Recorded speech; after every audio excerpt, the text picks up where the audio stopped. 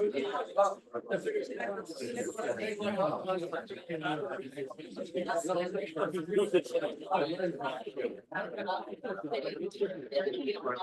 morning, everybody. I know we saw folks coming on in, so please grab a seat. Get excited to be a full house. We're very, very excited. But what we're going to start off before we get to our guest speakers is we're going to start with the icebreaker. So I see a lot of new faces. So if you have not been here in a while, first time, can you raise your hand?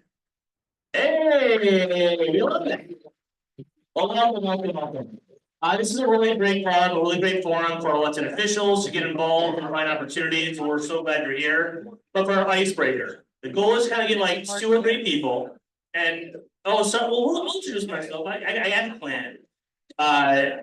Before I introduce myself and the officers, the icebreaker. So number 1, the first question is, of the stickers that won for the Mission Secretary of State, what is your favorite sticker? And number 2 is, what is your favorite DNC speech? So say your name, favorite speech, favorite sticker, and I better be this one. But anyways, 2 minutes, talk among yourselves.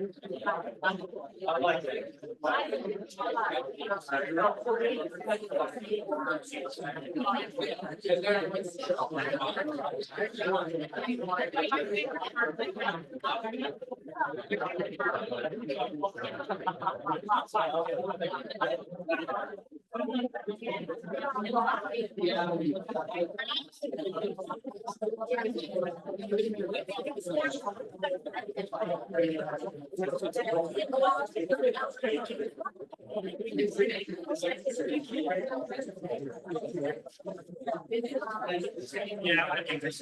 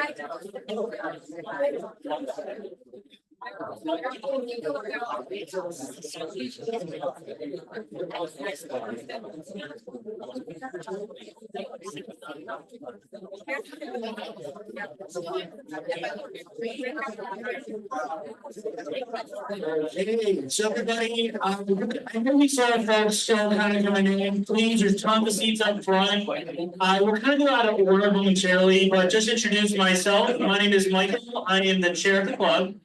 We have our wonderful vice chair, Carl. He's probably getting chairs right. There we are. There's Carl. Dab is our wonderful treasurer, and then we have a wonderful secretary, Mike James over here. So we'll go over our treasurer's report after the line kind of dies down. But I'm very excited to have our first guest speaker, our wonderful state senator, MALLORY MCMORROW.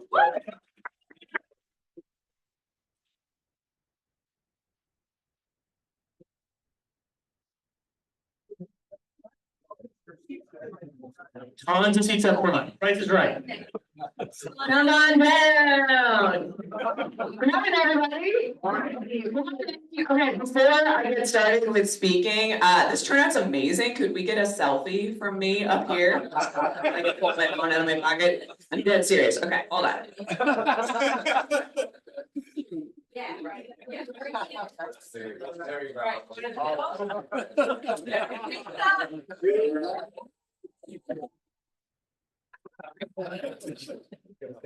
Now I'll talk. How's everybody doing this morning? Amazing. I'm MALLORY MCMORROW. I am a proud to be your state senator. What a time. Are you feeling excited? Oh yeah. Awesome. A lot to update you on. First of all, we have a lot going on in the state. I don't know if anybody saw the DNC. We had a woman from Michigan speaking every single night of the Democratic National Convention. And not that it's a competition, but we had more speakers on stage than any other state in the country. Michigan is an important state. I now also serve as a surrogate for Vice President Harris, which is very, very exciting. So on top of my duties as your state senator, I now get to do tons of media talking on behalf of the Harris Walls campaign, and they're sending me on the road, so I'm going to Nebraska tomorrow. For 4 events with Bill Nye, the Science Guy. So then we can try to get that one blue dot in Nebraska, because the Electoral College is a funny thing, and if we can get it, it's gonna be big. So very, very excited. It is just such an every time I do an interview and they put the little chyron up underneath my face and it says Royal Oak, Michigan. I'm just so proud, and I hope you know that. So some updates. Since August 1st, after the president made what I believe is going to go down as one of the most patriotic decisions a president has ever made, to truly put America first, what a concept, unlike that other guy. We have seen in the state of Michigan more than 38,000 new volunteers sign up just since August 1st.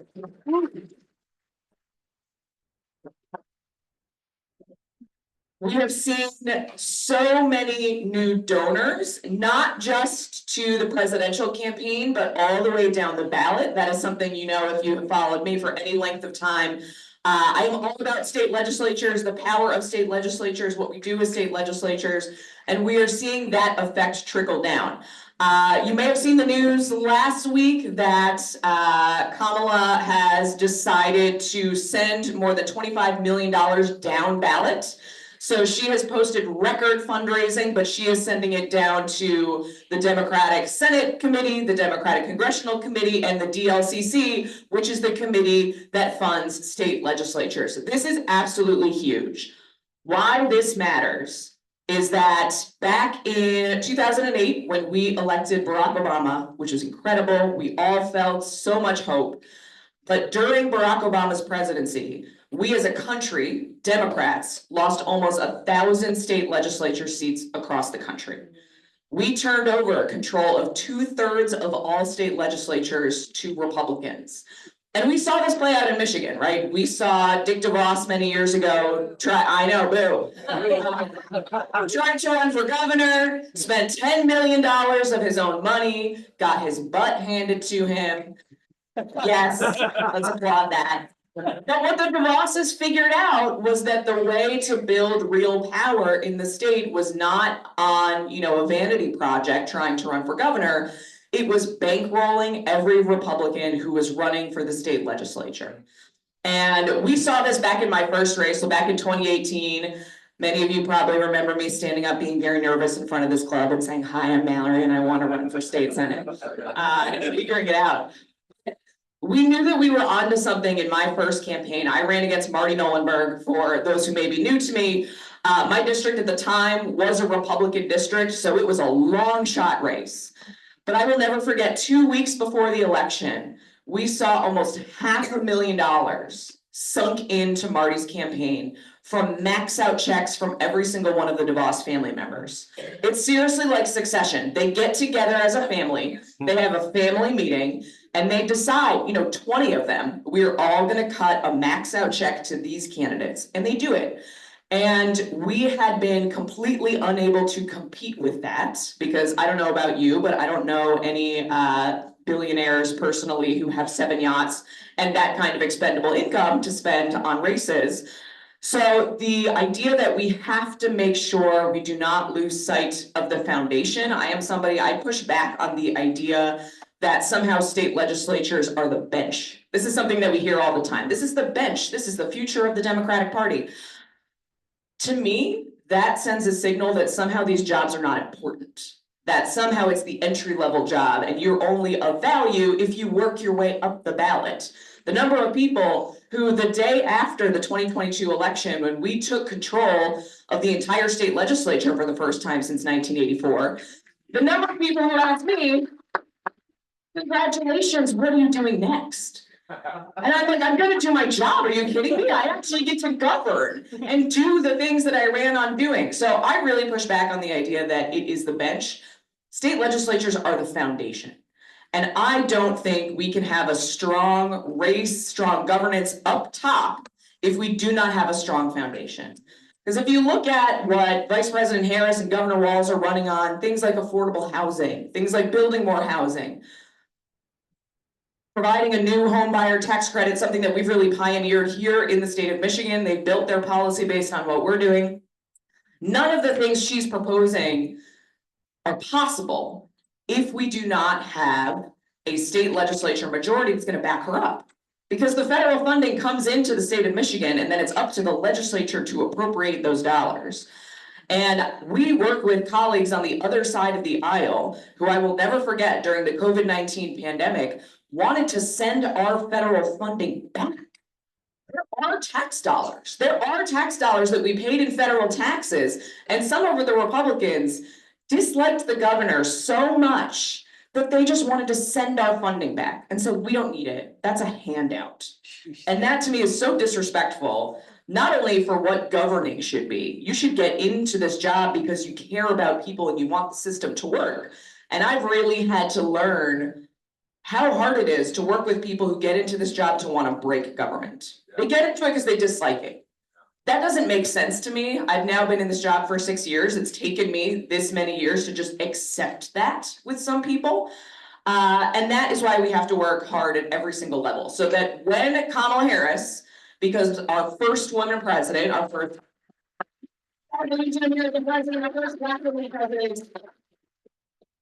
that we don't make the same mistakes that we made in the past, where we celebrate up top, which we should.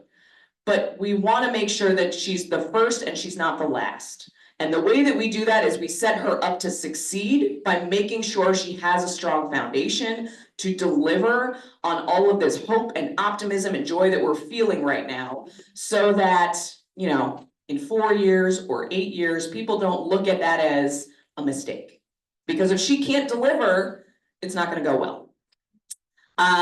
So I don't want to be a downer about that, but it is so exciting to see all of this energy that we have seen. Something that I had the ability to do a few years ago. So before I spoke at the DNC and dropped an extremely heavy version of Project 2025 on a podium, some of you may remember a speech that I gave a few years ago on the floor of the Michigan Senate after a Republican colleague accused me of being a groomer and a pedophile. And the speech that I gave in response has now been viewed more than 25 million times, probably tens of millions of times. I can't even count because of how many TV shows it's been on. People still watch it. And it gave me the opportunity to have a national spotlight that I certainly never planned for and didn't want. And I recognized then that it could either be 15 minutes of fame that I didn't ask for, or we could do something with it. So we got together, a couple of us, Ray, my husband who's in the back, we were trying to figure out 2 weeks post-speech when we were still getting nonstop interview requests into my office. You know, the attention didn't die down. What do we do with this? So we were trying to figure out what to do, and Ray recognized that we need to put a plan together with me to try to make this happen. And he slid into the DMs of somebody named Liz Smith, who was the senior advisor to Pete Buttigieg, and just said, "Hi, I'm Mallory McMorrow's husband. Do you want to talk to my wife?" And she did. We set up a Zoom meeting that was just supposed to be like 15 minutes and ended up being hours of the three of us just laughing and talking about how ridiculous this entire thing is. And we put a plan together. We said, what if we could leverage this moment to raise more than $1 million to try to flip control of the state Senate for the first time in 40 years. Wild concept. I was like, there is no guarantee we're going to get anywhere close to that, but let's try it. So then we laid out a plan of trying to not let go of this spotlight. So I did tons of media interviews. I traveled the country. I was in more than 12 states in 2022. And it was very intentional that every time I was on TV, every time I was on Morning Joe or CNN, or every time Fox News called me liberal Karen with a headband, which happened, we would use that. And I would clip the videos and I would put them up on Twitter, and we would have a thread. And the message was always, here's what this means right now in a state like Michigan. here's what it means to have a state legislature, and here is an opportunity we have for the first time in my lifetime with a donation link. And if you've seen me do this before, don't give away the answer, but I always like to kind of point out, it was a really strange thing to be accused of such horrific actions. And the beautiful thing about campaign finances is they're all public.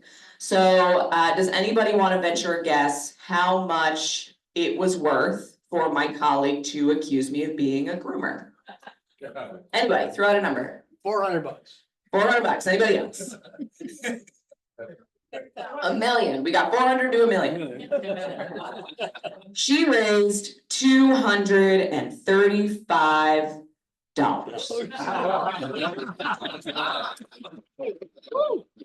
over the course of the year, we raised $2.5 million.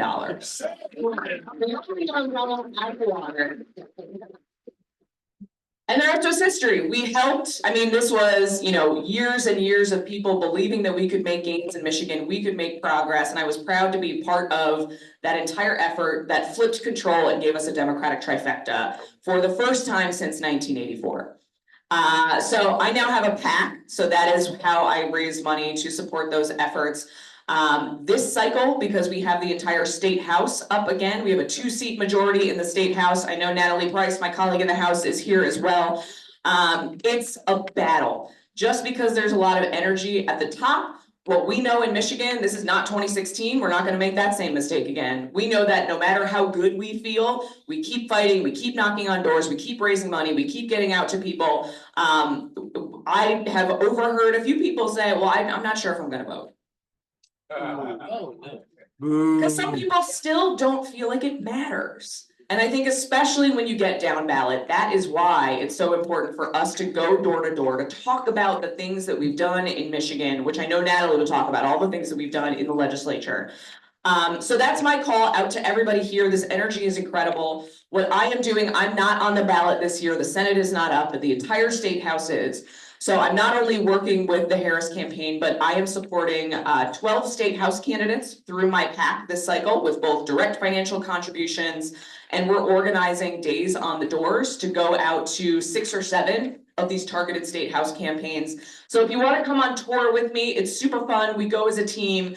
Last cycle, we had 12 to 24 people come out and go to Macomb, go downriver. It won't be, we're not going to make you haul your butt all over the state. We know that's hard. We're going to stay within sort of the Metro Detroit region. But there's a sign-up sheet at the back table under the one that has my name. So put down your information. We'll add you to our list. We'll send out what the dates are. They will likely be Saturday morning. So you can come with me and we can all go together and have snacks and save democracy. There's also a QR code that's in the stack of sheets that I put back there. If you're interested in supporting my PAC, it's called A More Perfect Michigan. All of the funds that we raise, with the exception of paying my one part-time staffer to run this, goes directly to these targeted state house races.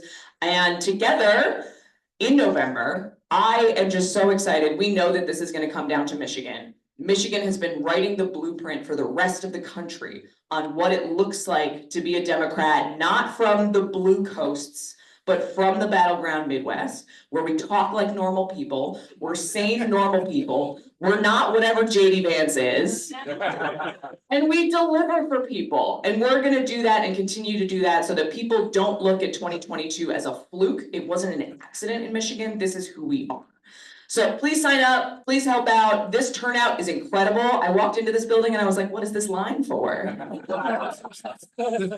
This is the energy we need to keep with us every single day from now, not even through November. November is going to be day one because we got to keep going and keep building and not forget that democracy is an everyday choice, not just during the election. So thank you. Thank you so much for coming out. I know we wanted some time for questions, right? So if anybody has a question, feel free to fire away. Yes. Go to door to door, because I can't do that very well. That's a great question. The correct question was, what can I do if I can't go door to door? I participated in, there have been all of these Zoom calls for Kamala, which have been very cool. I got to speak on the White Women for Kamala call, which the name of it, when I found out about it, was like, ooh, were we doing that? It was very powerful. And And I said something I've taken a lot of heat since, but there are a lot of national organizations that have sprouted up since 2016 that do postcard writing parties. And people love doing this. I said, please do not do that. And people were very angry and they emailed me back, but I'll explain why. You're in Michigan, so the experience is very different. But there are a lot of these groups out of state that get together as groups and they write postcards. So people in Michigan get postcards from somebody in California who says, hello, Michigan voter, your vote is so important. Please vote this election. And in my first race, I will never forget, in some of the heaviest kind of battleground areas like Troy and Rochester Hills, I had people literally bring these postcards to me when I came to their door and said, how did I get on this list? How does a random person in another state know my name and my home address and take me off of it? So don't do postcards. If you are gonna do postcards, send them to people you know. You have the most influence. I know some of the hardest conversations any of us have are with our own family members and our own friends. We know that there are people who may be Trump people or may just not believe in voting anymore. And we don't wanna have those conversations because they're people we're gonna have to see again. Those are the conversations you have to have. So even if you know 3 to 5 people in your own life who you can help have that conversation with, in my mind, that is significantly more valuable than sending 1,000 postcards to strangers that you don't know. The other thing you can sign up for is text banking or phone banking. You can do this either through the Michigan Democratic Party, through the Kamala Harris, the Harris Walls website, which will trickle you down into local efforts, or sign up for any of our state house candidates. If you want, I can follow up with the club with a list of suggestions of how to get involved with those people. And I think phone banking and texting, especially texting, can be really impactful because it gives you an opportunity to answer questions for the person on the other end. So people don't know how to find where their polling place is. People don't know that here in Michigan, we have significantly expanded the ways that you can vote. Most people don't know that we have 9 days of early voting now. We voted early in the last election, it was great. Nobody was there. It was super busy. We got the whole room to ourselves. Most people don't know that we now have guaranteed paid postage on your absentee ballot. So I think being able to have that dialogue, if you can be helpful, instead of, just telling somebody why the election matters, I think most people know that, but answering questions for people is really powerful. So that's what I would say, phone banking, text banking, or just really think about the 3 to 5 people in your own life that you've been afraid to have this conversation with. Have that conversation because you have significantly more influence with people you actually know than with strangers. Yes. You and Secretary Pete are very, very good on camera, pushing back on certain talking points on the side. What messages have you found resonate most with like sort of undecided or maybe Trump curious people that aren't just the, right at love? What's the messaging that works best for us to push out to people who are just around? All right, so the question was, how do you have conversations with undecided or Trump curious people? Oh boy, I hope nobody is still Trump curious, but we know they're out there. And how do you talk to people about issues that matter? What has resonated? So what I tell people a lot of times is that you can't convince people to care about other people. You just can't. People care about themselves. And it's not selfish, it's survival instinct. We were made to care about ourselves and look out for our own survival. So when I run into people who, are just parroting the Fox News talking points, that there's a caravan at the border, which seems to coincidentally happen every 4 years. I don't know if you've picked up on that trend. Or, why are there biological men invading women's spaces? Any of these things. I think about putting myself in their shoes. And I'll use the issue of trans kids playing sports because in the 2022 cycle, this was a big issue that Tudor Dixon was running on. And Mike Rogers is still running on. There are tons of ads about this. And there was legislation moving through the legislature in 2022 to ban trans kids from playing on the sports team that matches their gender identity. The Michigan High School Athletic Association came out then and said, this is completely irrelevant because we already have a system and it works really well. In the state of Michigan, there is an average of 2 kids every year in a state of 10 million people who go through the process to play on a sports team that matches their gender identity. And These are not elite athletes, they're kids who want to kick a ball with their friends. So when I talk to somebody who might be mimicking these talking points, what are you doing to protect girls' sports? How can you as a woman believe that, you know, these things go together? And what I say is, look, however you feel about this, because the reality is most people may not have ever met a trans person that they know of. But I tell them that if legislation like this were to go through, it does nothing to bring your healthcare costs down, to create more housing, to improve your life in any meaningful way. It will just devastate the lives of 2 kids in Michigan. And does that make you any better off for it?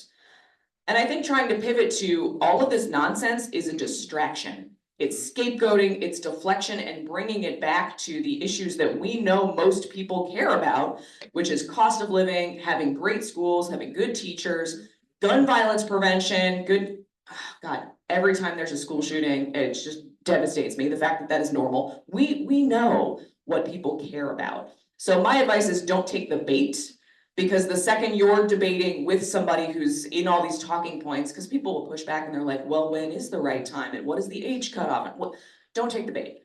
Just say it's a distraction, it's not a real issue, and it's not gonna affect you. So why do you care so much?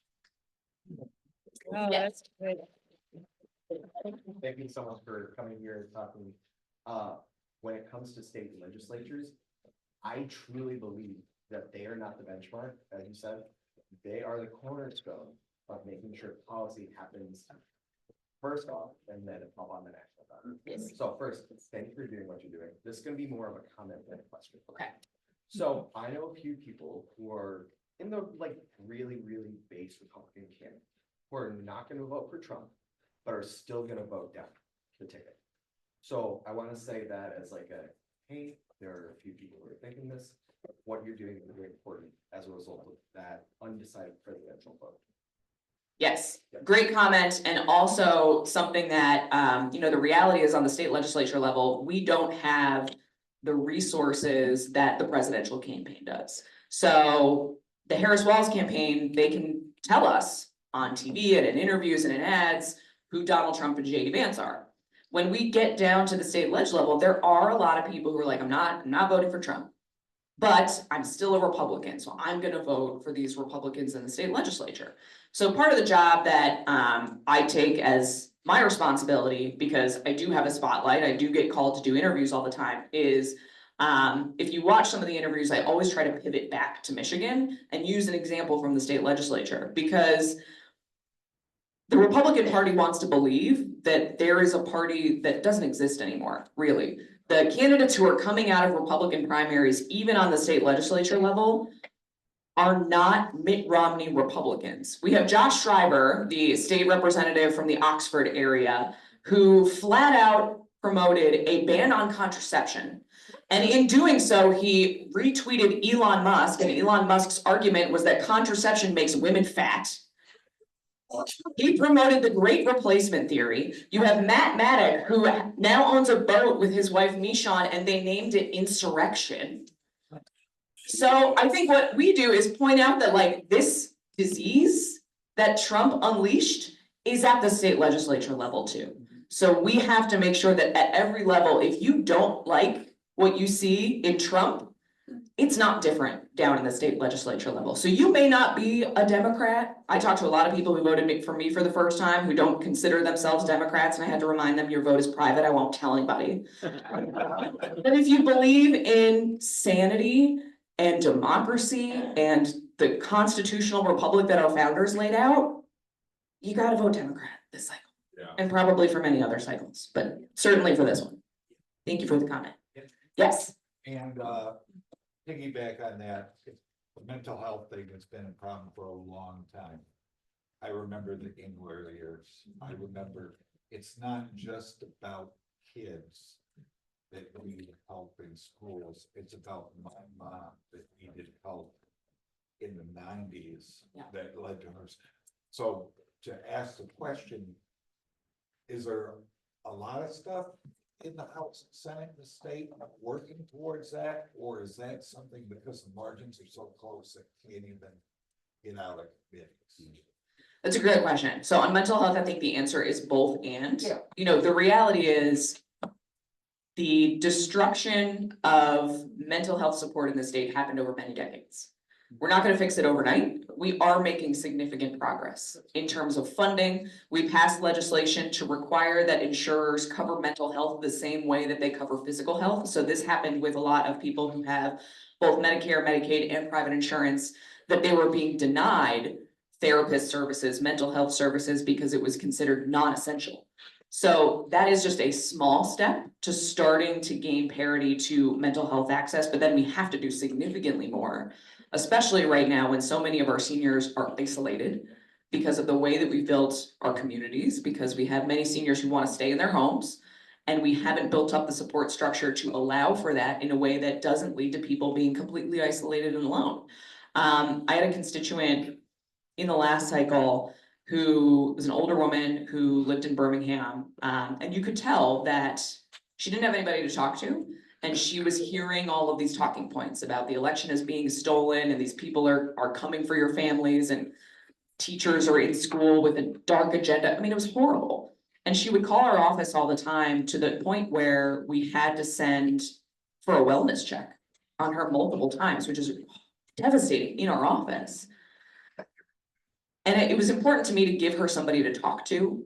So I called her back probably more often than, I certainly didn't change her mind on issues, but it was really eye-opening to me that we have a lot of people who are just alone and in danger of receiving a lot of this messaging. And I tried to put myself in her mindset. If she fundamentally believes all these things, what a terrifying reality.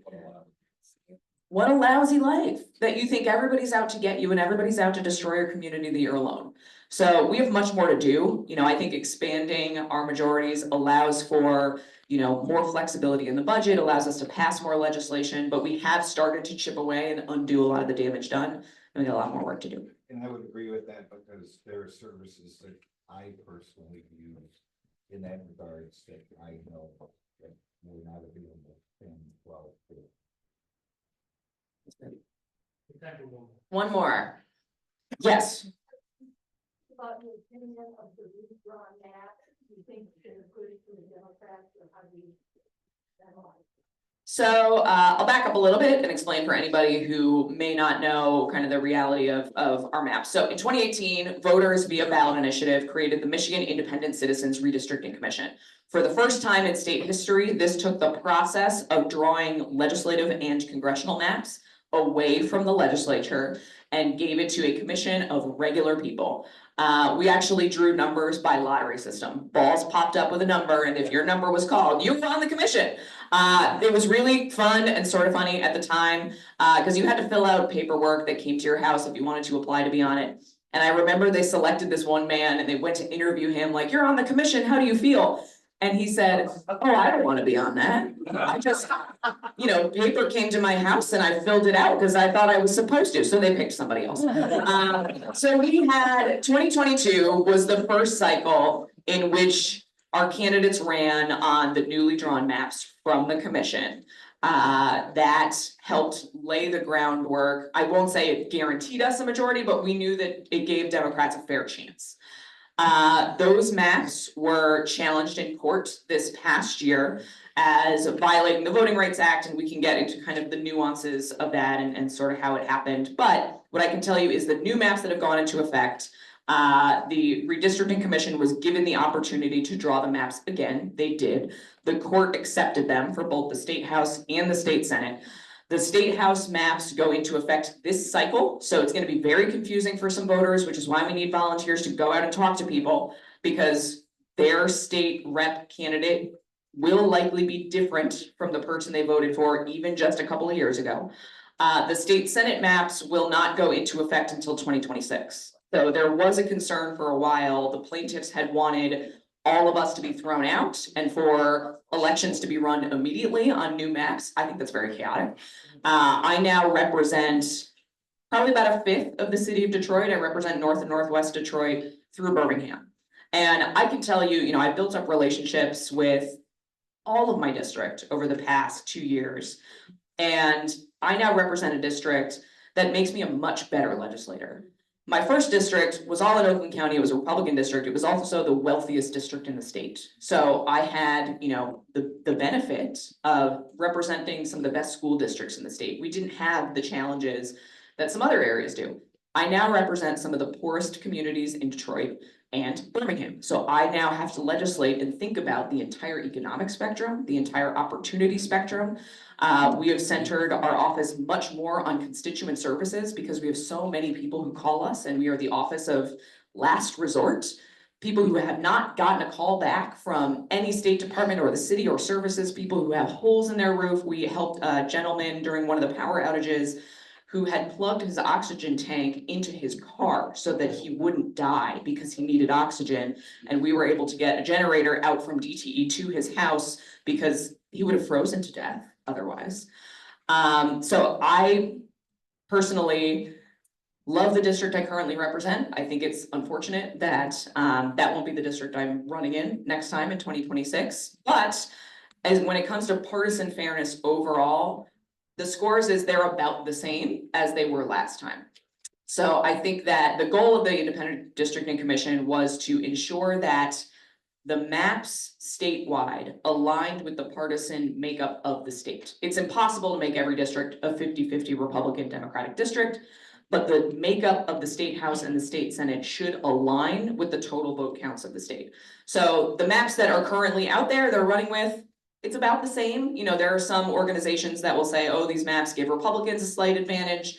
That may be true versus what we had in 22, but compared to where we were a few years ago, these are much better. I feel very confident that if we do what we know how to do, which is get out there and run hard and introduce our candidates to people, that we're gonna be okay, but that requires us doing the work. Oh, my husband's holding up the sign-up sheet in the back. Final reminder, please sign up with us, come on tour with us. We'll bring snacks and t-shirts and lots of sunscreen because I don't know if you've seen this, but we'll make sure you don't get skin cancer. Thank you so much. I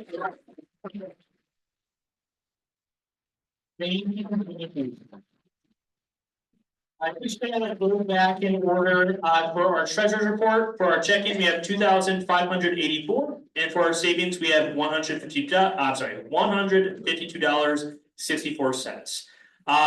Before we to our next guest speaker, as you see, there's all the signs and we don't want to take them back. So before you leave, please take signs. All right, for our next speaker, we have the director for Oakland County Parks, Chris Ward, about the Oakland County Parks Village. Good morning. Morning. Good to see all you warriors for democracy up and out on a Saturday morning.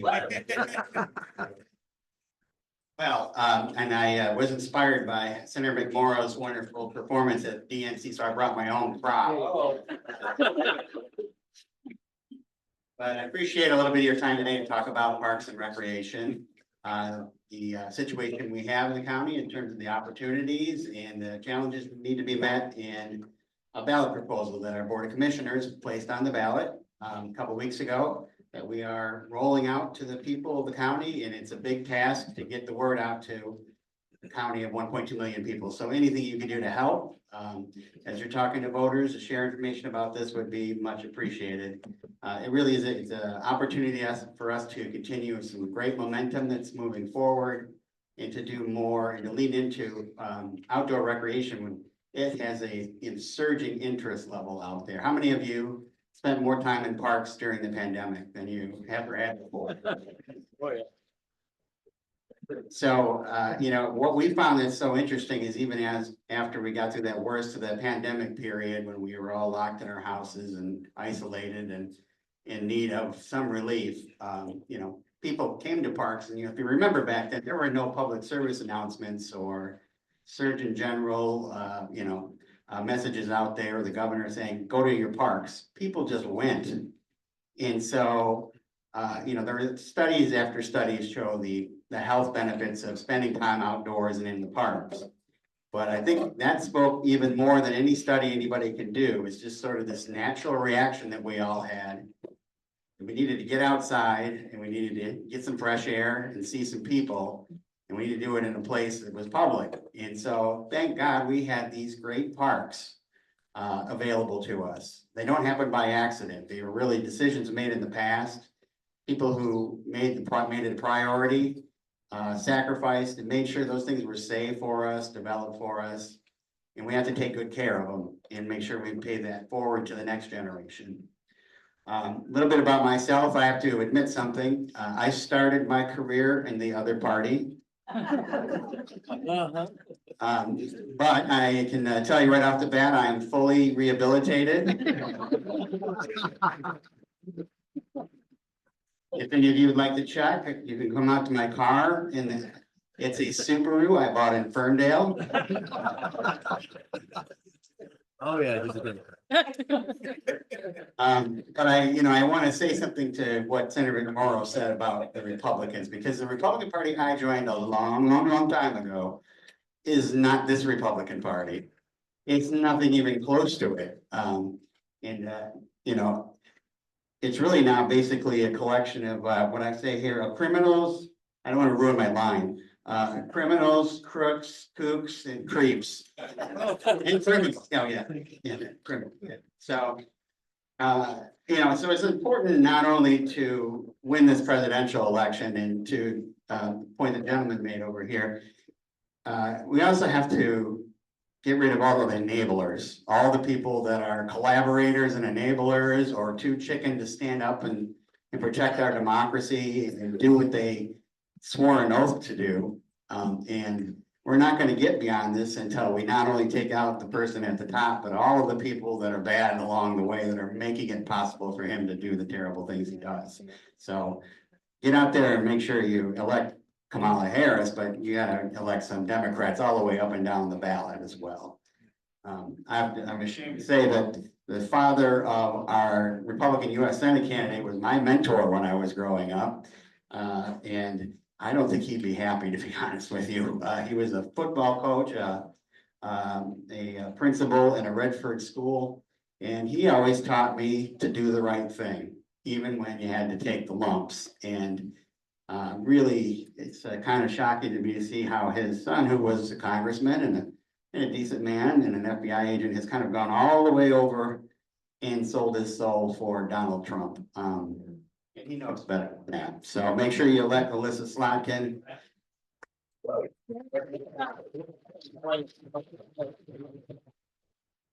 And I thought it was great to see so many Republicans welcomed at the Democratic National Convention.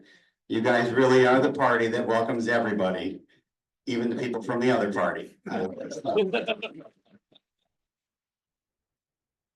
Okay, so back to parks. I am the director of Oakland County Parks and Recreation. I was appointed to this job 3 years ago, thanks to the members of the Board of Commissioners. I see Commissioner Penny Loops here. Wave hi, Penny. And we really are very fortunate to have some great people, and really Dave Woodward, you have to tell him I said this because he kind of pays my salary to a certain extent. Dave and I have known each other a long time. I came into the House of Representatives with Dave, and we were on the other side of the aisle from each other. But I really got to know a guy that was idealistic and passionate and cared about doing the right thing, and kind of built a relationship and a friendship. And then after I was out of the legislature and got that out of my system, which, if you're really a trivia freak, you can look me up, actually. What happened was, anybody remember 2007 and Governor Granholm was the governor? Sure. And the state budget was in crisis, and we were getting inflatable cots to stay in the house because nobody was allowed to go home. We were locked in because we were children and we couldn't do our jobs. And I was the Republican floor leader at the time. Boo, And, in my last term, I frankly was not a great place in my life. I was going through a divorce, and really what I wanted to do was just kind of keep my head low, to be honest with you. And I got a phone call, 2 of them actually, from somebody that was pretty meaningful to me, and many of you may remember him, Governor Milliken. Yes. Great. Yes. And he told me, because I was being a little bit reluctant with him, he was about 90 years old, I think, at the time. he said, you know, you have to do really, a couple of things in this job. First of all, keep the oath of office that you took. And then number two, make sure the government is functioning. So he said that people have to do it. They have to, this is why you're being paid. You have to step up and solve problems.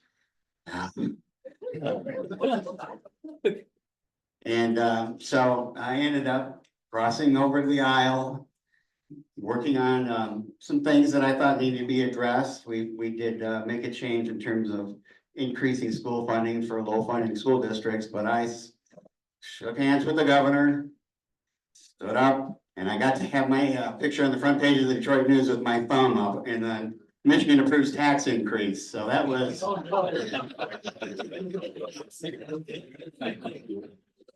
So I don't live in that community anymore.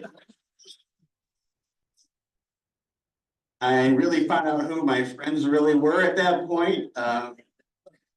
They weren't that many. And I was happy to get out of the legislature and to get back into normal life. And I landed in Oakland County, worked for a couple more Republican county clerks as their deputy. And then I came to work for the Board of Commissioners. And this was an interesting experience because the way the staff works at the Board of Commissioners is you work for both political parties. So what it did for me as a guy that grew up in Brighton with my own limited suburban experience is I had to write things for, step in the shoes of county commissioners who represented all parts of Oakland County. I had to learn the way the county government services impact their residents, put myself in their shoes. I was doing some exercises like write a letter to L. Brooks Patterson about the latest racist thing he did for County Commissioner Janet Jackson from Southfield that really captured the anger. And what it is, it made me a better person, honestly, and it made me have a much wider understanding of all of Oakland County, all the different needs that communities have. And one of the departments that I interacted with that I saw had a great mission, but had some issues that really need to be addressed to be improved with Oakland County Parks. So after a short stint as Dave Coltier's deputy county executive, the opportunity came along to be director of Oakland County Parks and Recreation. I came through that pandemic really appreciating parks and understanding the difference they make. And I think hopefully many more people do understand now parks are not just something nice to have. They're not just a luxury. They're really just essential to our lives. You know, thank you. They enrich our lives. They're places for health and restoration, mental health, well-being. You know, they clean our air, give us fresh water, help us connect with each other, and they build strong communities. And I know here at City of Royal Oak, you have a great park system, but not everybody does. And so one of the things that I really wanted to tackle when I got into this job is Oakland County Parks. We are going to be 60 years old in 2 years. We have 15 great county parks. 15th park was just added last year in the city of Pontiac. But for the most part, we have focused during that first 50 years on those county parks. And you know, how many of you have spent time in a park in the last month? Okay. How many of you spent time in an Oakland County Park in the last month? Oh, that's surprising. All right, I'm gonna pick on a few of you. Put your hands back up. Okay, ma'am, which one? Independence Oaks, beautiful park, okay. Bluebird? Blue is not an Oakland County Park. Oh. Well, this is what the point I want to make. Is we do these surveys, and we say, how, you know, we'll get 70% back, say, oh, I went to an Oakland County Park and I loved it. And then we ask them which one, and they go, you know, down to like 30% actually went to Oakland County Parks. I'm sorry, go ahead. Normandy Oaks and Red Oak. Okay, Red Oaks, yes. Normandy Oaks is it's a hybrid, you're right. We gave $1 million. It's a city park, but this is an example of where partnerships really make a big difference. Couple more. Anybody else? How about man? You go to the mall? All right, we gotta get you a passbook or something. Okay, anybody else? How about way in the back? Go to Lion Oaks? Okay, you're a golfer? No, the new playground. Playground, yes, we just built a new playground there. How do you relate with the city parks, like Royal Park? Yeah, was just gonna get to that, yeah, but thank you. Thank you. If I'm missing things, you come up here and prompt me, okay? No. It wasn't. All right, I'll get you. So that's the issue with that approach. If we just focus on county parks and we don't step up to other issues, there are a lot of other needs in Oakland County that relate to recreation, that are in the hands of local governments. There are things that need to be done on a regional level because natural resources and the recreation that you enjoy don't really care about the boundaries we draw on maps. And so, thankfully, we had a change in our county leadership. And what allowed that, to allow Oakland County Parks to do is we made some big changes. When I answered to a Parks Commission, which is a combination of elected officials and appointed folks. And about 8 years ago, that Parks Commission was 9 old white dudes and 1 older white woman. 9 Republicans, 1 Democrat. Everybody over 60 years old. And so, not surprisingly, we ended up with a lot of parks on the north side of the county, on the west side of the county, golf course, banquet halls.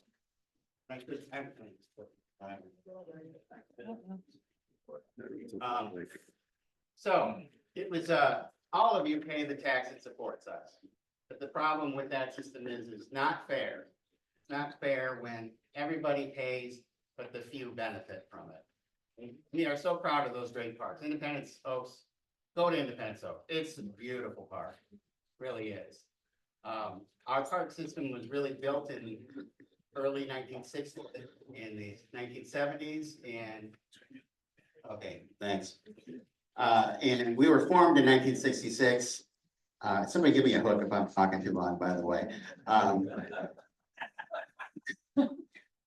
But, you know, those of you who remember the late 1960s, Southeast Michigan, what was happening? Anybody? What year? Late 1960s. What was Detroit? Oakland County riots. Okay, Oakland County grew by 30% between 1960 and 1970. And they made a decision at the time that we needed to have a county park system, and they saw it really as a response to urbanization. It's interesting to read back at, you know, all of the language behind the reasoning. And really what the thought was is there's this crime, there's these bad things that are happening. It's because people are packed in too close together. And so they need to go out into the country and have a release valve, and then they'll go back to the city again. And I think it was well intentioned, but and we have that legacy, thankfully, that they took action at the time and they saved thousands and thousands of acres that would have been subdivisions now. There'd be a subdivision named Independence Oaks, because that's what they named subdivisions after, you know, whatever they tear down. Rolling hills, sparkling waters, whatever. And so then, in the 1970s, after we started building these parks, there was this, and there were a whole lot of federal funds at the time to help build things. Then we got into this era of enterprises, and so by that, I mean, we bought golf courses. And then we built water parks, we built out great campgrounds. And then we built these banquet halls, and the whole idea here is, okay, let's generate lots of revenue and then we can pay for ourselves and we won't have to go back and ask the voters for any more. Great theory, didn't work out. And over time, we have had to subsidize almost all those things. And those things have begun to deteriorate and deteriorate and deteriorate. Some of them are very popular, but they have not been updated, and some of them just really badly need to be adapted for the 21st century, both in terms of cost and the environmental impacts that they have. I'll give you an example. Waterford Oaks Water Park. Anybody ever been to Waterford Oaks Water Park? a lot of great memories there. People, you know, have been going there with their families. A lot of people started their first job being a lifeguard there. A lot of nostalgia there. And I often say if we had built a drive-in theater in 1974, we'd still be operating it and probably showing the same show. So what happened at the Waterford Oaks Water Park is kind of a microcosm of the problem we have. We are self-funded. I can't go to Penny Lubes and ask for more money. Oakland County Parks is set up as an enterprise of county government. We have to pay for ourselves. 70% of those dollars comes from a property tax millage, and 30% comes from the user fees who come and use our facilities. And because the user fees don't cover the cost, we rely quite a bit on those millage dollars. So Waterford Oaks Water Park, and because we are a separate entity and we have a 10-year duration millage, and if forever at any point you decide you didn't want to vote for it, we liquidate and go out of business. That's how that works. Because it's 10 years, we can't finance any kind of projects through like the normal ways that government pay for big projects. So if it's over, say, $4 million, we have to pay for it out of cash on hand. So the only thing we can do is stop doing other things, save money for years. And so basically the things that were there and built in the 70s are on this deterioration and closure pathway. So back to Waterford Oaks Water Park. About 10 years ago, they were facing some economic challenges. There were two amenities there that really made it a fun place. There was a let's see, there was a ride and a slide, I think. And they both got removed. Oh, I'm getting the hook. Okay. 2 minutes. All right. Vote yes. Okay. All right, yes, I will try to really wrap it up real quick. So here's what I want you to know about Waterford Oaks Water Park. Today, the attendance has gone down 80%. For every person that visits it, you pay out of your wallet $20. That does not make any sense to anybody, and it starves off money that could be spent helping people in a much better way and offering more recreation opportunities. So we're taking Oakland County Parks in a great new direction. We are focusing more on partnerships and collaborations. We love them. With the support of our Board of Commissioners, we received some money from the American Rescue Plan Act. And all of it's really focused on urban park revitalization, which brings me back to my prompt. That plan, we decided to focus entirely on urban, underutilized, neglected parks. So this came from one of those parks. And if you don't know, it's a little red with bullet holes. And these are the things that we just sort of get used to, like we're, you know, a frog in boiling water. But this was a couple hundred feet from a playground. So what does that tell that family? What does it tell that kid what their value is? So we had this opportunity to strike some deals with a little bit of federal money and really correct a long-term wrong of urban communities being neglected. So we've signed these arrangements. We've taken over that park that is now Pontiac Oaks. They gave us a week and handed us the key and said, go for it. There was a bathroom in there that the plumbing had been torn out 20 years ago, and the bathroom had just been shuttered. We've got it reopened now. Fishing pier was falling in the lake. And so that park is being fully revitalized. We've struck a deal with Oak Park, and we are taking over a portion of Shepherd Park there to build a great nature playground and wooded space there. Southfield had a 9-hole golf course that closed. We're taking over the back half of that, and we're going to build a nature preserve there. We built playgrounds for Royal Oak Township and Hazel Park. And all this really means is we can make a huge impact with a little bit of extra money. And what's our problem right now is we are facing a challenge of the 1970s legacy costs catching up with us, squeezing out our ability to continue to do more great partnership things. And there are so many other things that need to be addressed in this county. We need, I don't know if any of you have seen it, green infrastructure. We need green infrastructure. All of us are feeling the effects of extreme weather. I came home to a tree in my yard a couple of weeks ago and that squall hit. And so what you need for green infrastructure is you need to use the power of nature to help us all be resilient from what's kind of becoming over the years and worse and worse. So you need to conserve land, you need to restore wetlands. We need to build out the tree canopy, give people some cooling effect, and to clean our air. So there needs to be an action plan. There needs to be a body on a regional level that has the resources to bring together to take great plans like this that everybody agreed upon, that goes and sits on the shelf and actually do something. So that's why we brought this forward, this proposal. And what it does is it takes our existing millage, it replaces it with a slightly higher one. It's 0.65 mils, currently it's 0.35. What that means to the average homeowner is about $45 a year if you own a $300,000 house. And we are going to invest a big chunk of that into adapting a lot of outdated old park infrastructure. And then we're going to focus another big chunk of it on things we don't really do now, but really need to be done. We need a countywide land conservation plan. We need to really build out our trail network and have that be a connected system so that you don't walk from one community in right there at the border. There's so much more opportunity. There's so much great stuff happening in the south of us in the city of Detroit right now, and it's great.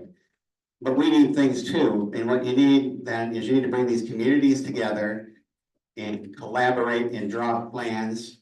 And I'm sorry. Okay.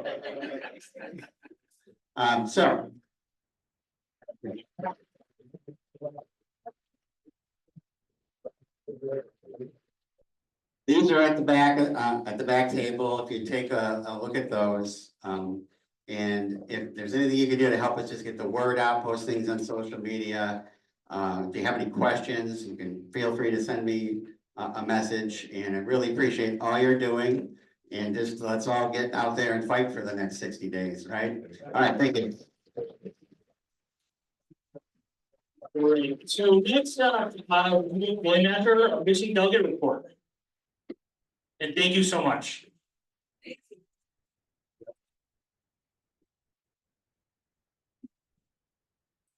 Hi, my name is William Asher. I'm the precinct delegate liaison for the club. And speaking of down ballot, way further down the ballot under the state representatives is precinct delegates. We're at the very bottom. We're at grassroots levels, but a more positive way of saying it, I suppose. Precinct delegates volunteer in most all of our precincts, and what we're doing, several of us anyway, are canvassing within our precincts or writing postcards, not to people in California, but to people within our precinct. And what I have been doing is delegating list creation. We create lists of voters that people are going to talk to. I've been delegating the list creation to the One campaign, basically telling people to go to the One campaign and have them create lists in your precinct so that you can meet with your voters. And I wanted to just tell one thing. Several precinct delegates went to what was called the Oakland County Convention last weekend, and it wasn't really a convention. It was more of a pep talk. We had the county executive and Dave Woodward and some other people give us pep talks. But we also had a presentation about precinct delegates, and it said that precinct delegates should be focusing on strong Democrats, people who are really strong, but encouraging them to vote absentee or early, so that their vote doesn't get wasted because they maybe aren't available on election day, something bad happens. And they were saying that's the big deal, is go after strong Democrats, but get them to vote early. And it's kind of different from how the One campaign has been going after independent voters. So it's a different approach. And I personally feel that many of you are precinct delegates, you as precinct delegates should do it however you want to. In other words, as long as you're doing something or do something, like what Michelle Obama told us, either go after those independent voters who require persuasion on your part, or go after the strong Democrats and remind them to vote early, one way or the other, or get the job done.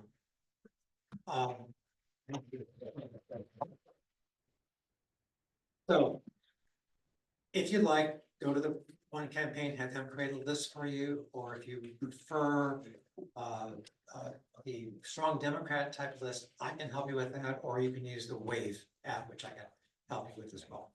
Where's the office, Leah? Where's the office? They have two offices. The one that we've been using is in Madison Heights at the Plumbers Hall on Horace Brown Drive. I don't know the exact address. 555 Horace Brown Drive, yeah. Absolutely. Thank you.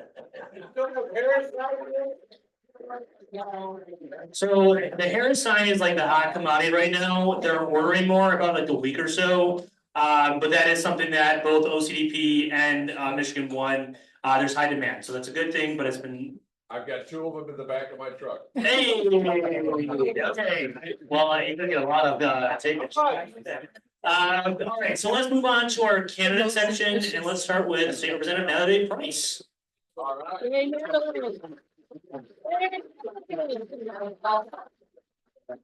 Hello, wow, amazing turnout. This is so exciting. I want to ask my staff in the back to come up. I want everybody here to meet them. I asked them to come out today. What's it? So Cass Creech is my legislative director. If you are advocating for a certain policy, you want the latest update on our Woodward noise bill or anything else, right? He's the one that you're going to be talking to.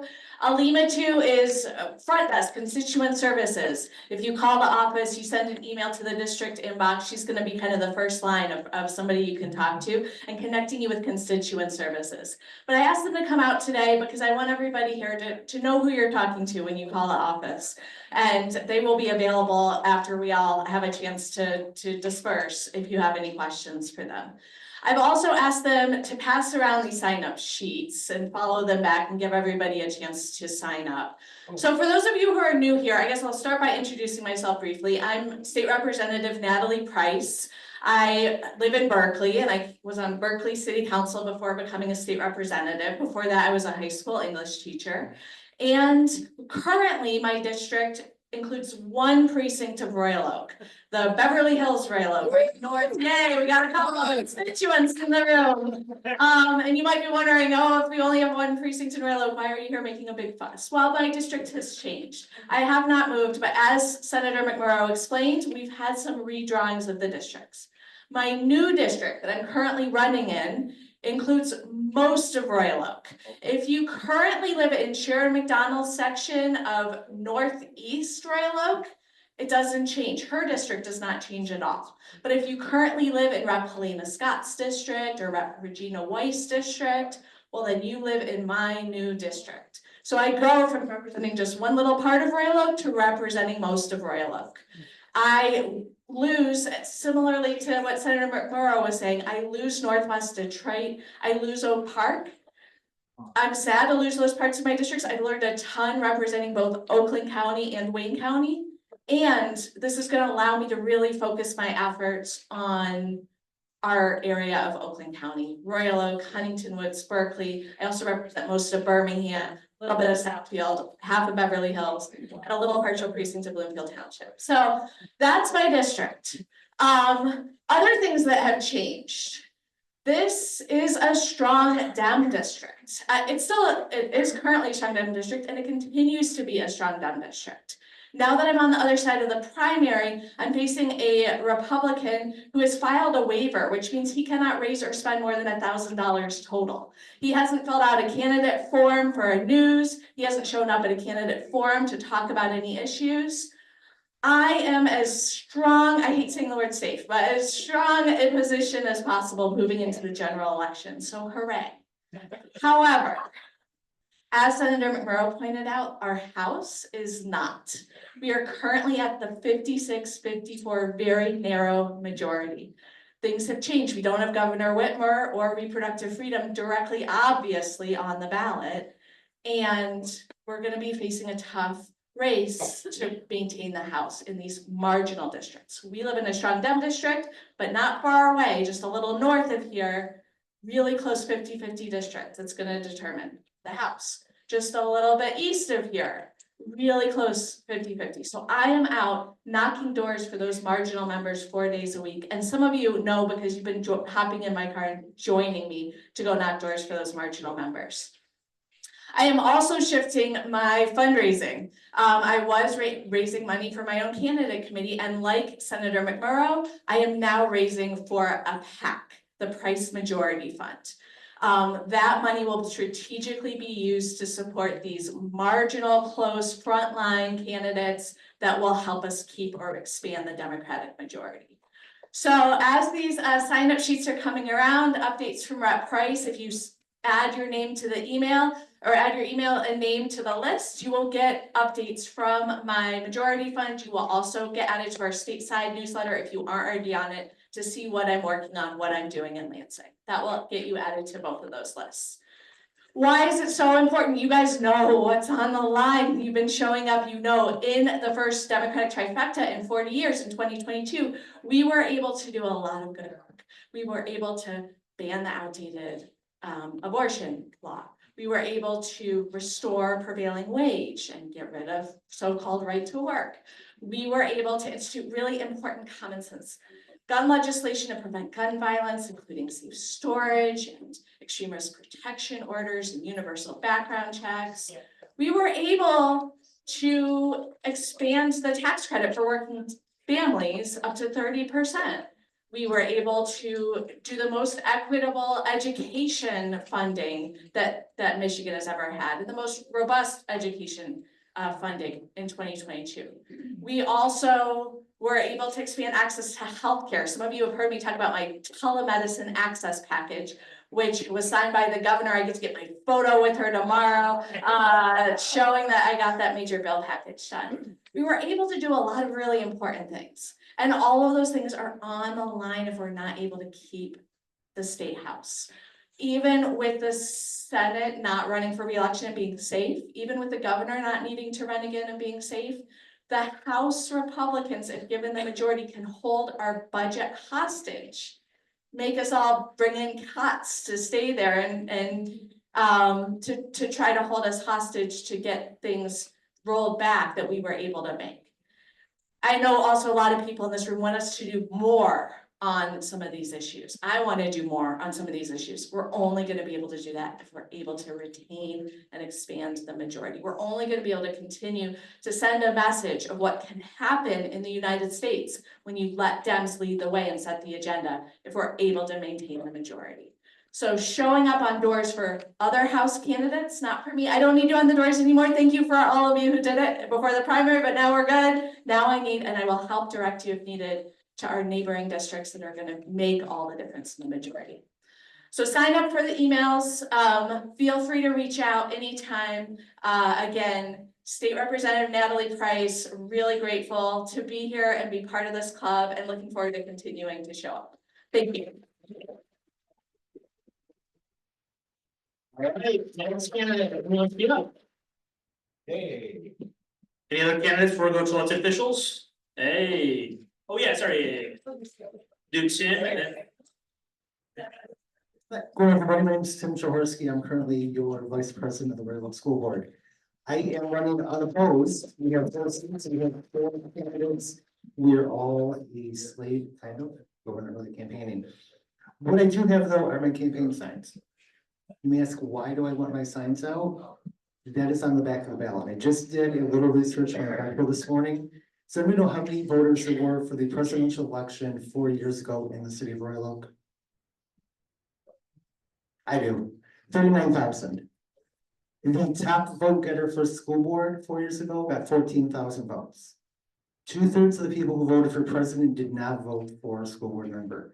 My hope is if you see these wonderful orange and blue signs and you see school board under it, you're gonna look on the ballot, you're gonna flip it over at least to see where that race is. And maybe we can use that to get some of our judges elected and more votes that way. So I thank everybody for your support. And does anybody have any questions for me? Sweet, thank you.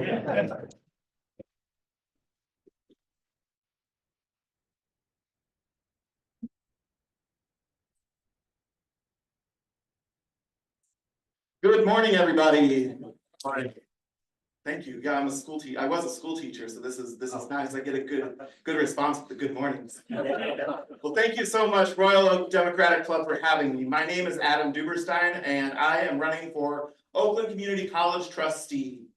So I am on the nonpartisan section of the ballot. That's where they supposedly, what I've heard is that's where they put the best looking candidates. I don't know who told me that, but yes, Tim's out there too. So I mean, yes, good answer.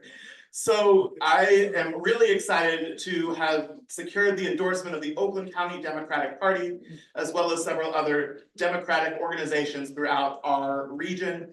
I'm knocking doors. I hope you'll join me. Heaven knows I need to walk. I would love to walk with you if you're running for office or if you're a precinct delegate, or even if you just want to hang out and walk together and talk to voters. That would be awesome. I'm running to keep academic freedom alive at OCC. Want to make sure everybody feels safe at OCC. I want to make sure that everybody has an opportunity, including people who don't go to OCC.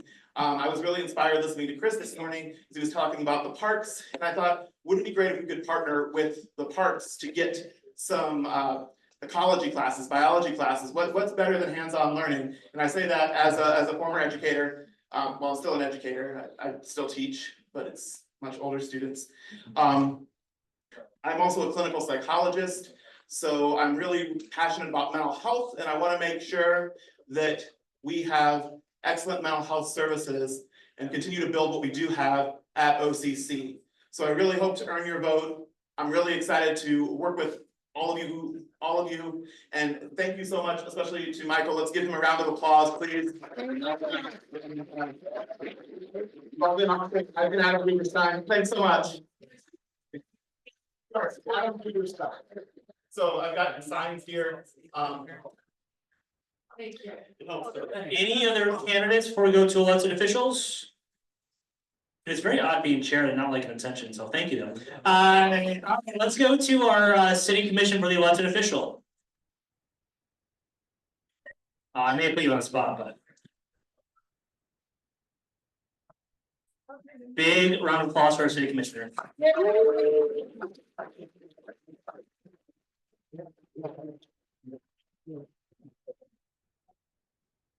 Well, good morning. Good morning. Good morning.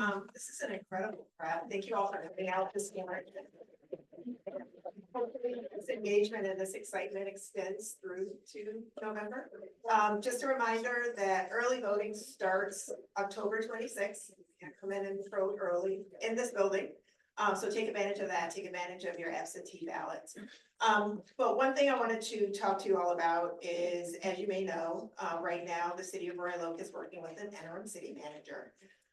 The process of getting a permanent city manager has been a long one, it's been a bit tedious, but we are looking for someone that we know is in line with the goals of Royal Oak, that wants to advance the goals of Royal Oak and has the identity that Royal Oak needs in order to advance Royal Oak. So happy to report we've gotten through the application process and we will soon start our interviewing. So hopefully by the end of this year, we will have a city manager in place.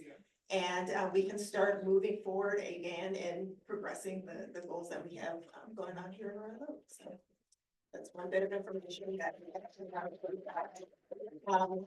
I will leave the rest for my fellow commissioners, but does anyone have any questions about that process or anything at all? All right. I'm Becca Chisholm, I'm one of the city commissioners, and I just wanted to keep going on the theme of democracy. So we do have early voting here, as Commissioner Hunt explained. We have had speakers coming to public comment during the commission meeting and bringing up questions about the integrity of our election here, even here in Royal Oak. Last year, there was a challenge to the ranked choice voting results here in Royal Oak. We went through a review process with Oakland County, and that was found to be an accurate count. But they're bringing up their voices again. So again, I just urge you. We've now had this recount that showed that we do have true elections here in Royal Oak.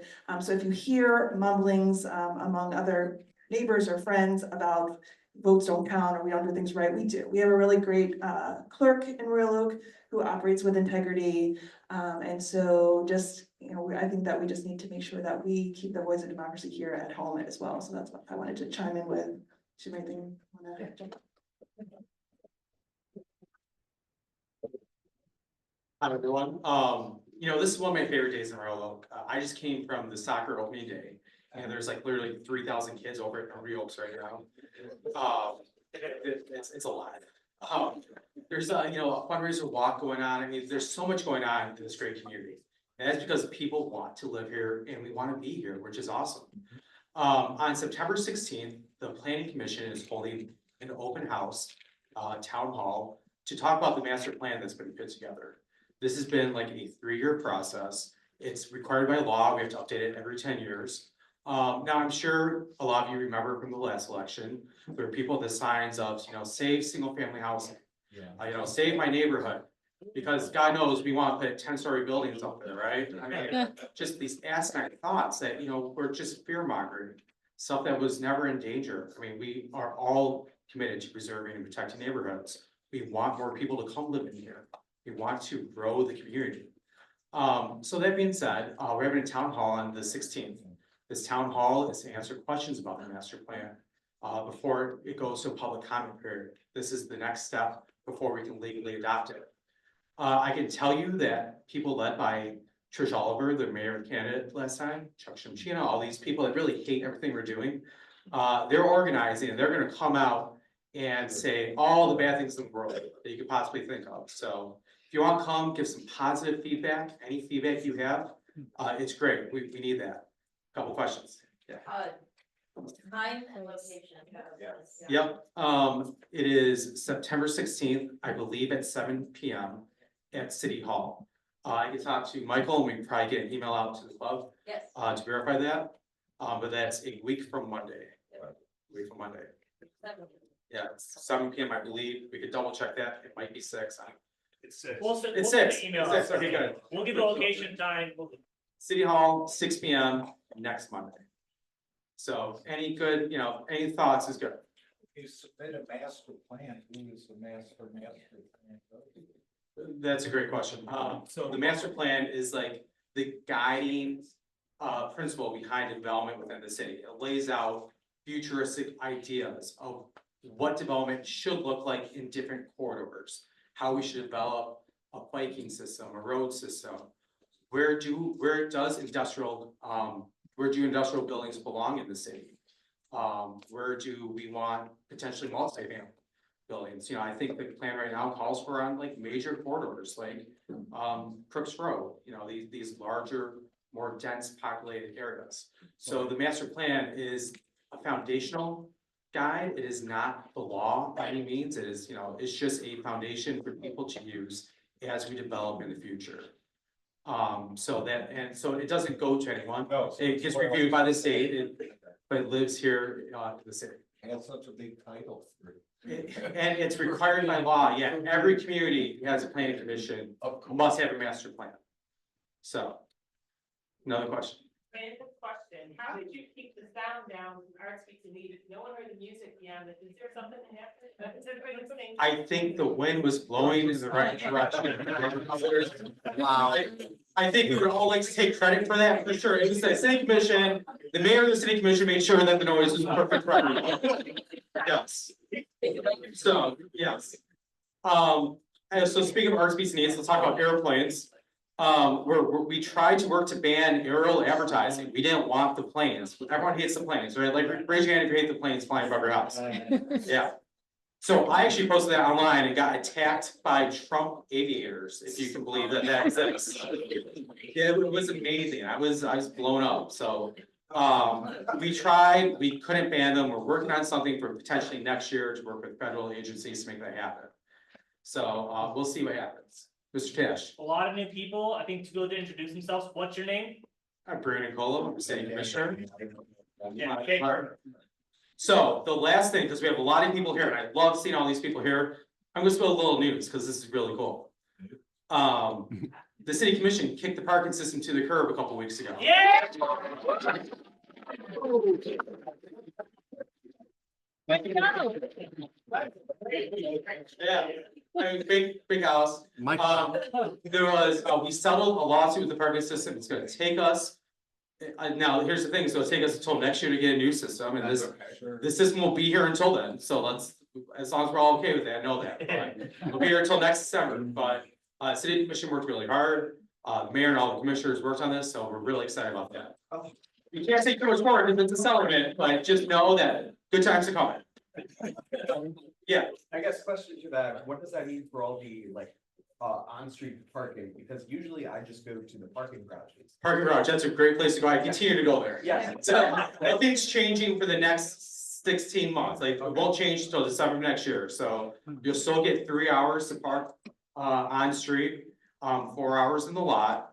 But you can always park in the decks if you choose to or are able to, and that's 2 hours free at the moment. Very cheap, like less than $1 an hour thereafter, so, yeah. So I would continue that for now. Okay. Got a question all the way in the back?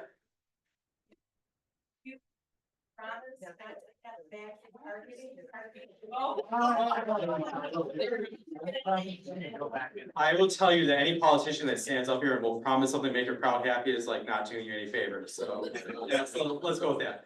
I think the new, whatever system we go with probably won't require the back end parking, so, I'm sure it will be a good decision to get rid of it in the future, but who knows, that's not a decision we've even come close to talking about yet, but. Yeah, well, living up between Maine, between Washington and Maine, people are always trying to hit me when they pull out. Yeah, someone, a truck driver once, got out of his car and got verbally and physically aggressive towards my wife. Thank gosh it was a cop across the street when it happened. But over parking. And it was 9:30 in the morning. So that's 2 years ago. It's gotten a lot better, but city commission heard all the challenges. We knew it, we worked on it, and we're happy that we were able to negotiate our way out of that. It was a 5-year contract. We got out a couple years early, so. Yep.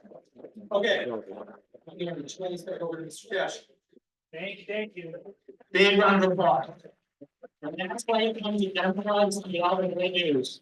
We're gonna have Judge KOWALKOWSKI, Royal 44th District Judge. Yay, Andrew. All right, Andy. District Court Judge and the public facing customer service of the parking system. We're trying to save money on day one for employees, so that's what it was. All right, good morning. My name is Andrew KOWALKOWSKI. I'm one of the 2 district court judges at the 44th District Court in Royal Oak, serving Royal Oak and Berkeley. A brief update on a couple cool things that have come to pass since I saw everybody last. I've talked a lot about Operation Drive. That's Judge Meinecke's program that he started in 2013, and that is just this great effort to try to get people their licenses back through the driving while license suspended cycle of tickets and getting involved with courts. That has actually expanded now. It's something that we'd always hoped would happen.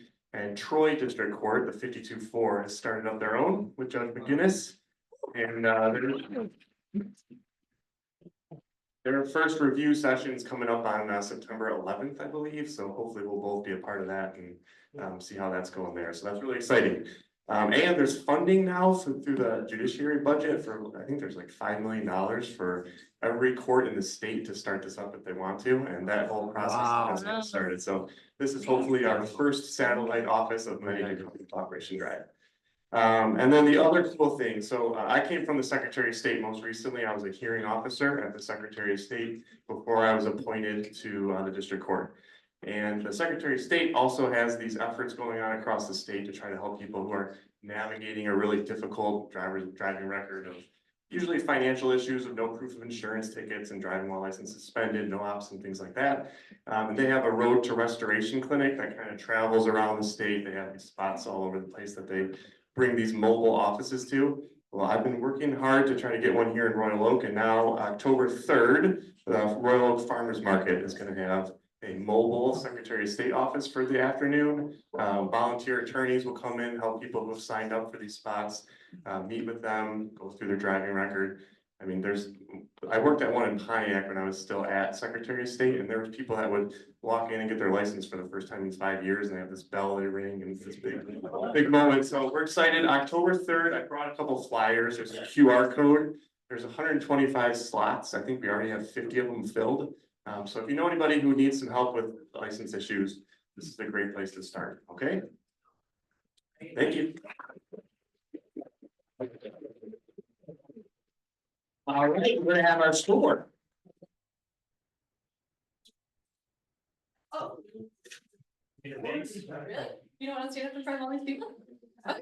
Introduce yourself, please. Yeah, please come up here with me. All right, hey, everybody, we'll keep this nice and short. My name is Lauren Jasinski. I am one of your school board trustees. I'll let the rest of, most of our team who's here this morning, introduce themselves as well. But I just have one brief kind of invitation for you, actually. Our school year is off to a really good start, which is always nice. Of course, we have a lot of time ahead of us, but a good solid start is always really nice. We have a great event coming up Friday, the 20th. If you have been a community member for a long time, you know that we have some buildings in this district that have been here since the beginning of the district and beginning of you know, people living in the Royal Oak area. Oakland Elementary, which is in the like southeast corner, yeah, good. Which is in the southeast corner of the city, as well as Roms, which is our second oldest building. Oakland Elementary is turning 100 years old. They opened their door 100 years ago, in 1924.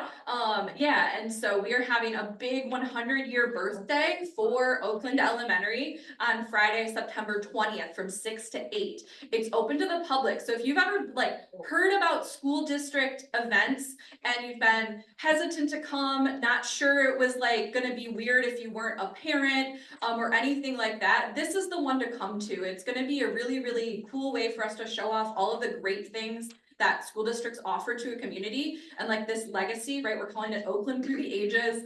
We're gonna have current Oakland elementary students giving you tours through each of like, I know, right? All these things, giving you tours in each of the buildings. That's gonna go through kind of like the decades of time that Oakland has served our community. We've got food that is also celebrating its 100th year birthday this year. So we're gonna have Caesar salads and Baby Ruth candy bars and hamburgers. Oh, we're not doing hamburgers, sorry. Don't. Great to tell. It was, sorry. Gold nugget chewing gum. Do you guys know that? Like that comes in like the little canvas packet that turns 100 years. So there's gonna be like some fun stuff. We're gonna have performances from both our middle school and our high school jazz bands to kind of like celebrate some music from the season. And then we've got like a great little video and program and some celebrations from both district leaders and elected officials, just to really acknowledge the fact that schools are an important centerpiece of our communities and provide so much for our students and for our families and things like that. Also, kind of the plug that fits in nicely here, if you're not a parent or you didn't necessarily even grow up here, if you want to come see what your bond dollars go towards, Oakland Elementary has had tons and tons of work done over the last couple of years. That we have a brand new roof, we've got brand new windows, we restored all of the original facades. We've done tons of beautiful landscaping and things like that to really build, like, give these buildings the love that they deserve and that they don't fall into disrepair and that we just have to keep replacing them. So I think it's really like a testament to the way that we believe in our communities. And so since you guys allowed the school district to pass those bonds, that's what we're able to do with your dollars. And so we're also really proud to show off that. And so, yeah, come join us Friday the 20th, come, you know, hang out and eat some Baby Ruth candy bars.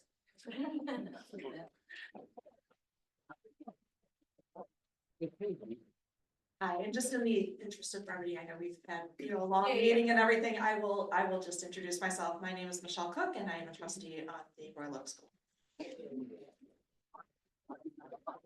I am Erica Alexander. I am the current treasurer on the school board.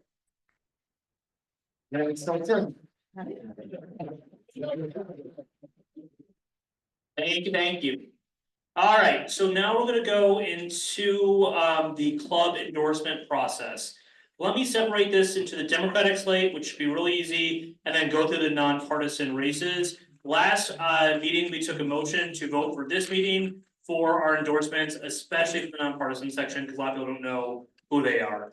For the Democratic slate, this should be pretty easy. It's just the Democratic candidates, US Senate race lock-in, US Congressman Haley Stevens. We have Sharon McDonald, who is a state representative, Nellie Price, state representative, Dave Coulter, Oakland County executive, our Oakland County clerk, Lisa Brown, Wittenberg, who's our county treasurer, Jim Nash, who's speaking next meeting, our Oakland County Water Resource Commissioner, our Oakland County Prosecuting Attorney, Karen McDonald, which a lot of you know very well. And then we have all our county commissioners. We have Dave Woodward, Penny Lubes, Charlie Cavell. So I'd like, do we have a motion to endorse for the Democratic slate for those races? Got one? Do I have a second? No, do we need more discussion about anything? I don't think so with this part. All right, can I get the ayes? Aye. Any opposed? All right, we got that done. Perfect. All right, so the next race for consideration for endorsement would be Royal Oaks 44th District Court race. That'd be Judge KOWALKOWSKI as well as Derek Minke. Do I have one? Mine. Oh, sorry. I need the second for the last vote. We had Mary Mills as the first. Oh, I'm sorry. We had who? Elaine. Elaine, thank you. I'm sorry, I'm just too fast. Yeah. But I saw the second. Are we good? Sorry, are we good, Mike? Yep. All right, so for the 44th district court race, do I have a first? We got first, we got second? All right, Give me names, please. James. we have Joanne. Bigler. Another one. All right, do we have any discussion? All right, those in favor? Any opposed? Ayes have it. Perfect. All right, let's go to the next one. Let's go to the Royal Oak School Board. So that would be Erica Alexander, Marianne, Matt Wickie, and Tim, and that would be a slate. Do I have a motion? Yes. Do I have a, that's Lauren for first. Do I have a second? Perfect. Any discussion? All right, those in favor? Aye. Any opposed? Ayes have it, perfect.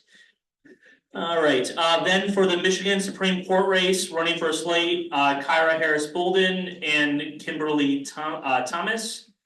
Do I have a yes? We have Joanne, yes. Or What's your name? David Pardo. Perfect. All right, any discussion? All right, ayes? Opposed? Ayes have it. All right, the last one, as you guys know, there's the Sixth Circuit Court race. Right now, that goes to the final two candidates. That'd be Trisha Dare as well as Nicole Huddleston. Nicole has been a very supportive of the club and here very often. So OCDP did endorse for that race. But that would be up to the club if they want to decide and kind of going forward. So if we want to endorse the Sixth Circuit Court race, the motion is to endorse for Nicole. Do I have an aye? Second, so we have Tim and Erica, Tim and then discussion. Sheila, we got you. Any discussion? All right, the ayes vote to endorse Nicole. Yes. Any opposed? All right, the ayes have it. All right, we have the last one. I'm trying, but thank you, everybody. For the Oakland County Community College Board of Trustees, this was the endorsement by OCDP. We have Dwayne Brown and Adam who spoke momentarily. Do I have a yes? Tim, do I have a second? Perfect, Elaine. Any discussion? Ayes? Aye. Opposed? Ayes have it. Perfect. So what we'll do is we'll send out an email, but also our social media for endorsements, so folks know down ballot as well. Thank you for that. In terms of just, we're about to wrap up, but just kind of a few things just to get out.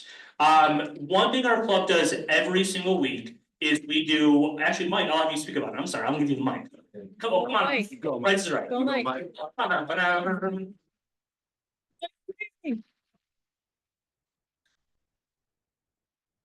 Good morning, everybody.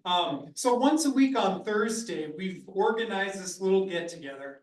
And it's generally about 8 or 10 of us. And we get together and we knock on key doors for people who are gonna affect the election for Democrats this November. We go on key doors within Royal Oak. Okay, and it's only like an hour and a half to 2 hours of your time on Thursday. We go out in pairs. So someone in this club, a friend of yours, or somebody you know, will go out with you. And it's an easy night. And we're hitting doors that are gonna matter. We're gonna talk to people and make sure they turn out. Literally, every mile or two across the state, if we can turn out an extra person, we're gonna win big.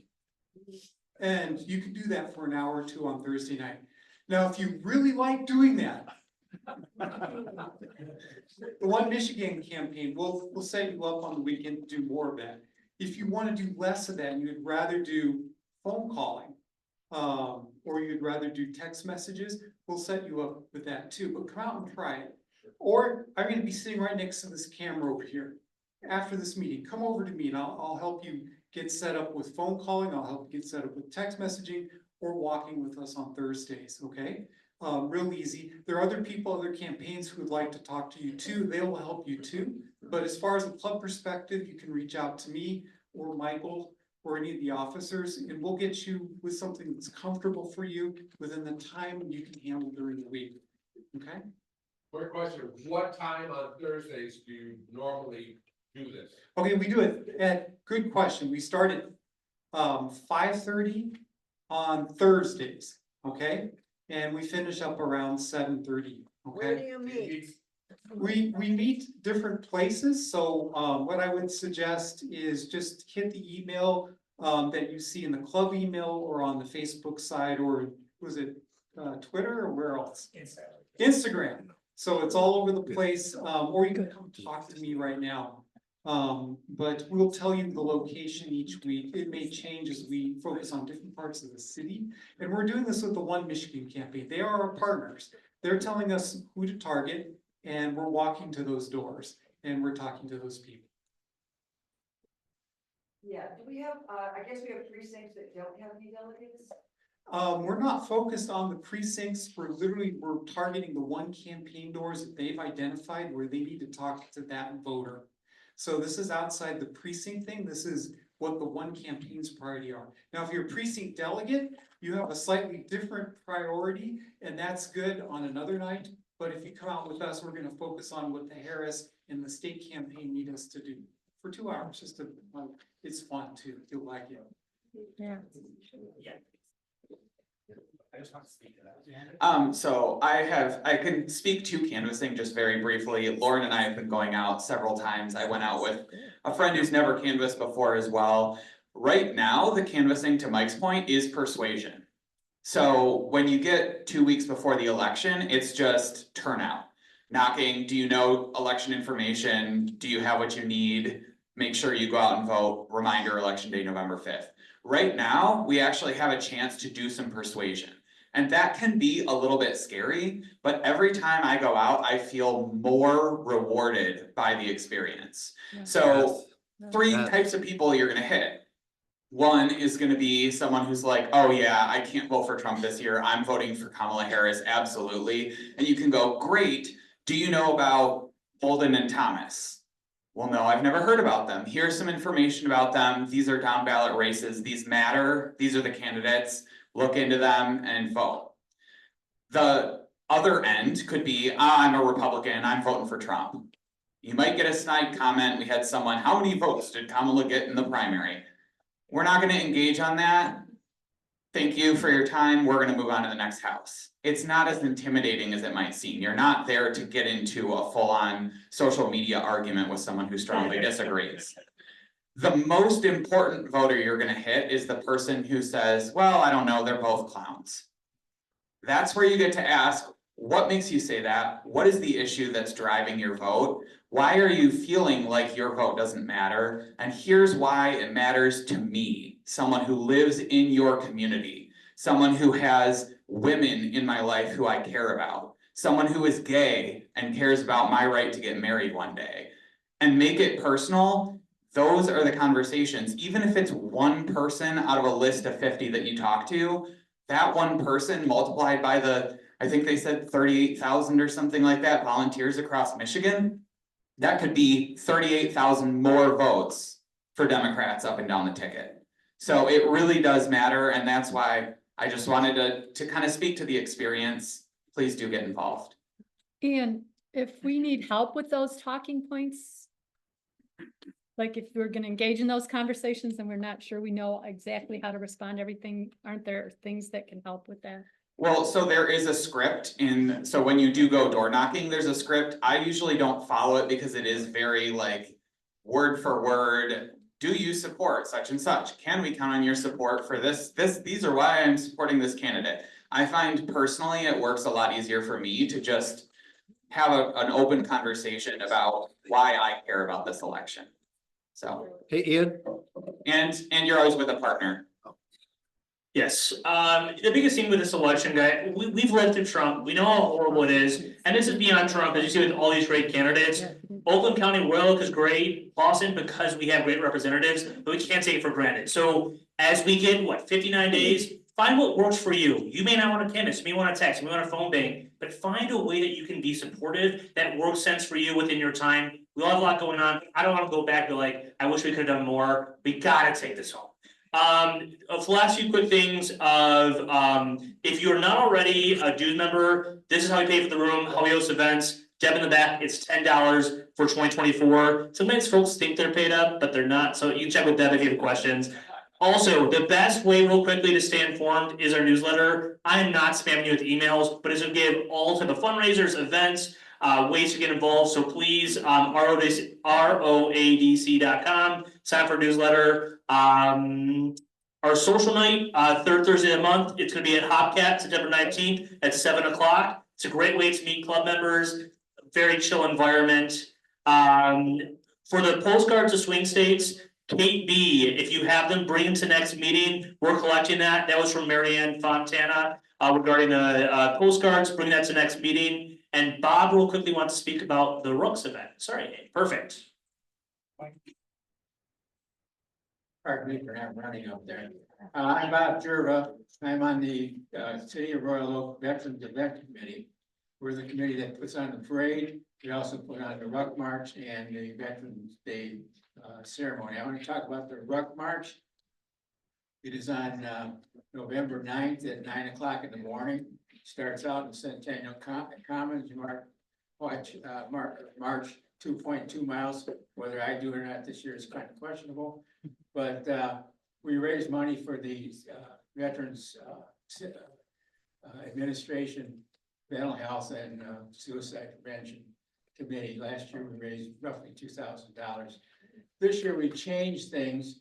There's no registration anymore online. We're just asking for donations. And the recommended donation is $22.